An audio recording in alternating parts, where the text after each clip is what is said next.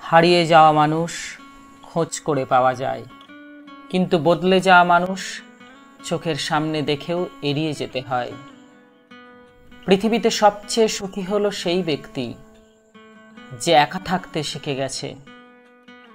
মুখের ভাষা মিথ্যা হতে পারে, কিন্তু চোখের অশ্রু নয়। ঠোঁট দুটো অভিনয় করতে পারে, কিন্তু চোখ দুটো নয়। এই পৃথিবীতে সেই সব থেকে বেশি ধোঁকা খায় যে নিঃসন্দেহে মানুষকে অন্ধের মতো বিশ্বাস করে যায়। কারো কথায় নিজেকে পরিবর্তন করে পারফেক্ট হতে চেও না, কারণ মানুষের চাহিদা একটার পর একটা বাড়তেই থাকে। তোমার যখন প্রয়োজন হঠাৎ নিখোঁজ তারা, দরকারে তোমার কাছে হাত পেতেছিল যারা।